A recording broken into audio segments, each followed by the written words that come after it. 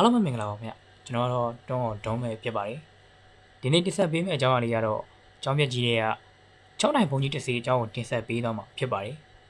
အဲ့တော့ကျွန်တော်ရဲ့ channel လေးကို like and subscribe လေးလုပ်ပေးသွားဖို့လည်းကျွန်တော်တောင်းဆိုချင်ပါတယ်ဗျဒီတခါရှေ့ဝေးမပြောတော့ဘဲနဲ့ဇလန်းအကြောင်းအရာလေးကိုပဲဆက်လိုက်ကြအောင်ဗျမခထောင်ကျွေးရာဝပတ်ခလောင်မခန်းထောင်ကျောင်းတိုက်ရဲ့ဆရာတော်ကြီးဖရခရူဝိမွန်ကူနာကွန်အကြောင်းပဲဖြစ်ပါတယ်ဆရာတော်ကြီးဟာထိုင်းရည်တဲ့ရဲ့ဖခင်ကြီးလို့တင်စားရတဲ့ခရုံလောင်းခြုံပေါ်ကိုယ်တိုင်ကြီးညိုလေးသားရတဲ့ဆရာရင်းတစ်ပါးလည်းဖြစ်ပါတယ်ဆရာတော်ကြီးဟာအမိညာတကိုးကြီးမားပြီးတော့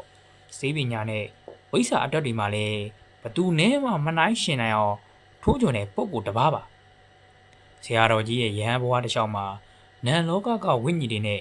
မကြာခဏကြုံတွေ့ရခဲ့ပေမဲ့ဒါတွေကိုဘသူကိုမှထုတ်ဖော်ပြောလို့မရှိခဲ့ပါဘူးဒါပေမဲ့ဆရာတော်ရဲ့တပည့်ရင်တူးစီကနေတဆင့်ပြန်လည်သိရှိခဲ့ရတာပါ။ကျောင်းပြက်ကြီးမှာကျောင်းတိုင်ဘုံကြီးတစ်စီအကြောင်းကတော့တကယ်ကိုစိတ်ဝင်စားစရာပါ။ဒီဇလန်ကဘလို့တွေဖြစ်ပျက်ခဲ့တာလဲဆိုတာကိုအခုပဲဆက်လက်ကြည့်ရှုနားဆင်လိုက်ကြရအောင်ဗျာ။တခါကလုံပူဆုပ်ဆရာတော်ကြီးဟာစာရာဘူရီခရိုင်မှာရှိတဲ့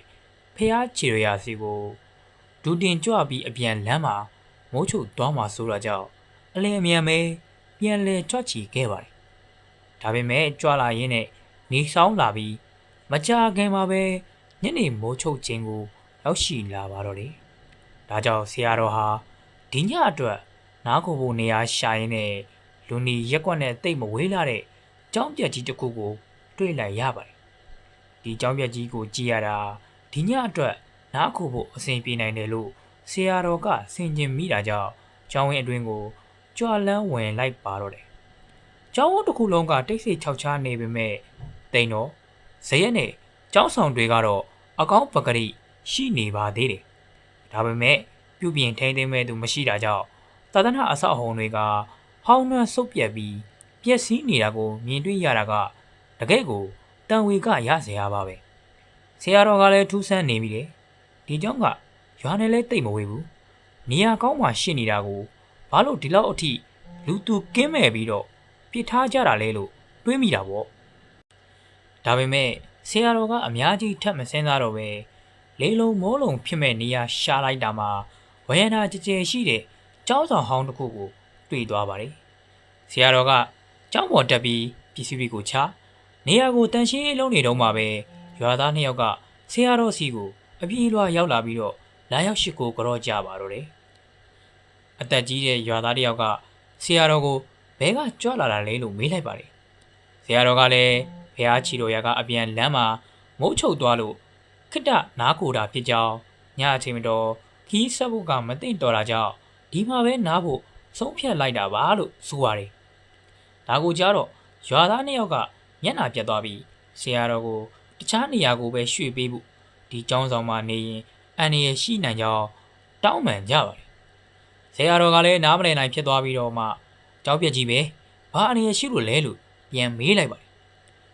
ရွာသားတွေကတော့အမှန်တိုင်းဖွင့်ပြောလိုက်ပါတယ်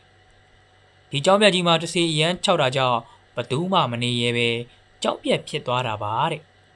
ရင်းကဒီเจ้าကတာမန်အတိုင်းစီကားခဲ့ပေမဲ့ကျောင်းနိုင်ဆရာတော်ကြီးကကျောင်းနဲ့ပစ္စည်းတွေကိုအရန်ဆွဲလန်းတဲ့သူဖြစ်နေခဲ့ပါတယ်အဲ့ဒီဆရာတော်ကြီးပြန်လည်တော်မူပြီးတဲ့နောက်မှာတော့ကျောင်းဝင်းအတွင်းမှာထူးဆန်းတဲ့ခြောက်လန့်မှုတွေစတင်ခဲ့ပါတော့တယ်။ကျောင်းမှာရှိတဲ့ဦးစင်းတွေကိုရင်တွေအားလုံးဟာအဲ့ဒီကျောင်းတိုင်ဟောင်းတဆေးရဲ့ခြောက်လန့်မှုကြောင့်ဝိပြုလို့တော့မရတော့ပဲတခြားကျောင်းတွေကိုအကုန်ပြောင်းသွားကြပါတဲ့။အဲ့ဒီနောက်ပိုင်းပညာရှိတဲ့ဘုန်းကြီးတွေလာဆန်းသက်ဖူးပေမဲ့တညတော်မခံပဲတဆေးကြီးရဲ့ခြောက်လန့်မှုကြောင့်ကြောက်လန့်တကြား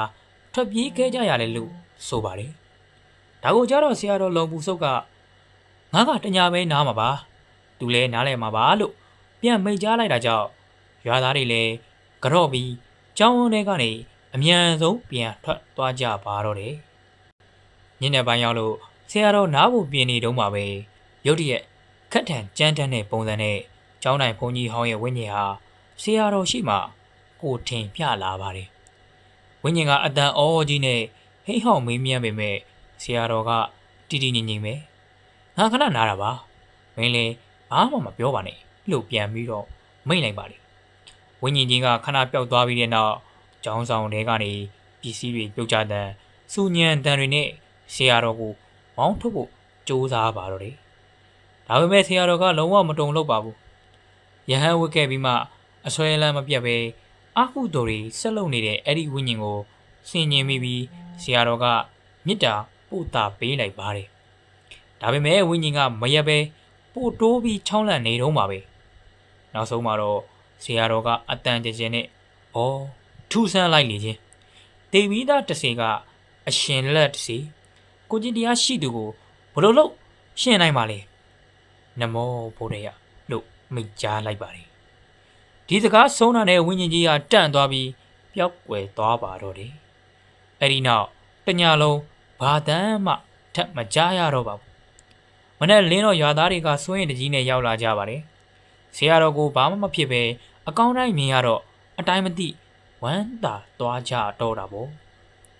ရွာသားတွေကဆွန့်ကပ်ပြီးတဲ့နောက်ဆရာတော်ကိုဒီမှာပဲသတင်းသုံးပေးဖို့တောင်းပန်ကြပါတယ်ဆရာတော်က9ညလောက်ထပ်နေပေးခဲ့ပေမဲ့တစီကြီးကတော့ထပ်ပေါ်မလာတော့ပါဘူးဒါပေမဲ့ဆရာတော်ကသူ့ရဲ့မူလရည်ရွယ်ချက်မဟုတ်တာကြောင့်ကြောင်းထိုင်ပေးဖို့ကိုတော့ညင်းပယ်ပြီးတော့မိမိကြောင်းတိုက်ကိုပြန်ကြွသွားခဲ့ပါတယ်ဆရာတော်ကြီးပြန်တော်မူတာနှစ်ပေါင်း100ကျော်ပြီဖြစ်ပေမဲ့သူ့ရဲ့တကိုးတော်နဲ့ဂုံသတင်းကတော့ယနေ့တိုင်ထိုင်းနိုင်ငံတဝန်းမှာတော်ကြားနေစေပဲဖြစ်ပါတယ်ဒီဗီဒီယိုလေးကိုအဆုံးထိကြည့်ရှုပေးကြတဲ့တယောက်ချင်းဒီတိုင်းကိုကျေးဇူးထူးပဲတင်ရှိပါတယ်ခင်ဗျာဒီဗီဒီယိုလေးကိုကြိုက်တဲ့ဆိုလို့ရှိရင်တော့ like and subscribe လေးလုပ်ပြီးတော့မှအခြားသူတွေလည်းထပ်ပြီးကြည့်လို့ရအောင်လို့ share ပေးဖို့လည်းမမေ့ပါနဲ့ဦးဗျာနောက်ရက်မှာနောက်ထပ်ဗီဒီယိုအသစ်နဲ့ပြန်တွေ့ကြပါမယ်အားလုံးပဲ good night ပါခင်ဗျာ